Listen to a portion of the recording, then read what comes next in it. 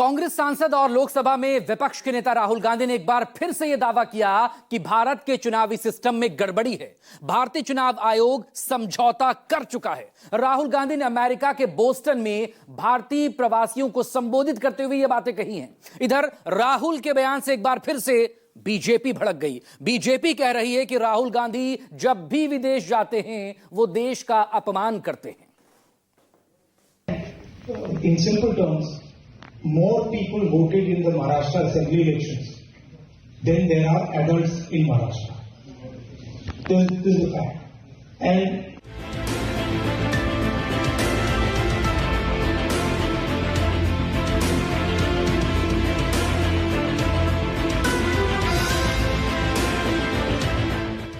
चुनाव आयोग ने समझौता कर लिया है और सिस्टम में कुछ गड़बड़ है। संसद से सड़क तक राहुल गांधी ने चुनाव आयोग पर जो इल्जाम लगाया, 7 समंदर पार अमेरिका में भी वही दावा दोहरा दिया। बोस्टन स्थित ब्राउन यूनिवर्सिटी में प्रवासी समुदाय को संबोधित करते हुए राहुल ने एक बार फिर महाराष्ट्र विधानसभा चुनाव का जिक्र किया। मतदान प्रक्रिया के साथ ही चुनाव आयोग की मंशा पर भी सवाल उठा दिया। in simple terms, more people voted in the Maharashtra assembly elections than there are adults in Maharashtra. This is a fact. And the election commission gave us a figure, voting figure for 5:30 in the evening. And between 5:30 in the evening and 7:30 in the evening, when the poll was supposed to have closed, 65 lakh voters voted. Now, that is physically impossible to happen, right? Because for a voter to vote, it takes approximately 3 minutes. And if you do the math, it would mean that there were lines of voters till 2 o'clock at night voting all night, and this didn't happen. So we asked them, but look, evening, you have videography taking place, as if we ask. They not only refused to give us the videography, they changed the law so that now you're not allowed to ask for the videography. It is very clear to us that the election commission is compromised. It's very clear that there is something very wrong with the system. We've said it. We've said it publicly. I've said it multiple times. I've said it in press conferences.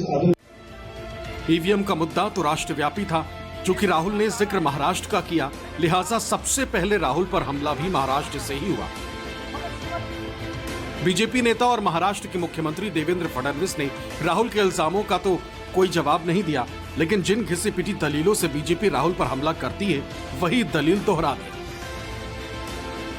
संदेश ये कि राहुल विदेश में देश का अपमान करते हैं, झूठ फैलाने की कोशिश करते हैं। लेकिन शिवसेना यूबीटी ने पलटवार किया।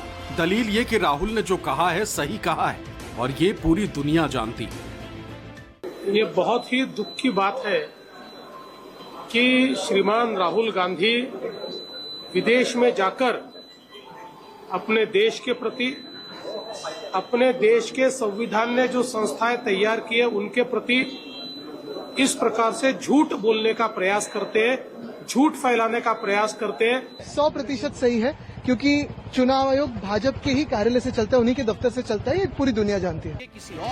महाराष्ट्र के बाद दिल्ली से भी राहुल के खिलाफ जुबानी मिसाइल छूटने लगी। बीजेपी की पूरी पलटन विदेश में जाकर देश का अपमान करने वाली थ्योरी बढ़ाने लगी। इससे राहुल की आदत बताने लगी। लेकिन कांग्रेस समेत तमाम विपक्षी नेताओं ने सवाल दागा कि अगर राहुल की बात सही है तो फिर इसे देश में दिया जाए या विदेश में, इससे क्या फर्क पड़ता है? क्या विदेश में सच्चाई बदल जाती है? राहुल गांधी विदेशी भूमि में जाकर वही करते हैं जो वो कई दशकों से करते आ रहे हैं, भारत की बेइज्जती और भारत का अपमान। अमेरिका में राहुल गांधी ने भारत का अपमान किया है। नहीं, भारतीय जनता पार्टी के सांसद इस देश के सर्वोच्च न्यायाधीश को क्या क्या कह रहे हैं, एक पूर्व चुनाव आयुक्त को क्या कह रहे हैं, भारतीय जनता पार्टी के लोग रेप के दोषी पाए जा रहे हैं, तो भारतीय जनता पार्टी किसी को क्या पाठ पढ़ा रही है? राहुल गांधी नेता प्रतिपक्ष है और नेता प्रतिपक्ष होने के नाते ये उनका कर्तव्य है कि इस देश के लोकतंत्र पर अगर कोई प्रहार कर रहा है, इसको कमजोर कर रहा है, तो उस पर बोलें। राहुल गांधी जी हमेशा सत्य बोलते आए हैं और वो आगे भी सत्य बोलेंगे।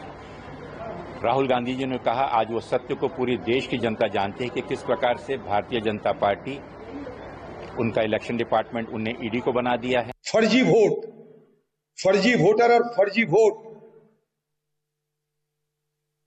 इसको सत्तारूढ़ पार्टी ने चुनाव के समय जीत हासिल करने के लिए उपयोग किए थे और राहुल गांधी जी इनकी संखत स्पष्ट रूप से बताया था। एक नहीं अनेक चुनाव हारने के बाद भी कुछ राजनीतिक दल और राजनेता सीखते नहीं, वो केवल ईवीएम, इलेक्शन कमीशन और लोकतांत्रिक प्रणाली इस पर प्रश्न उठाते रहते हैं।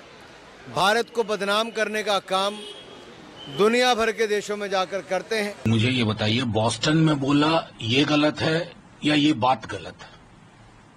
ये हमें तय करना होगा ना।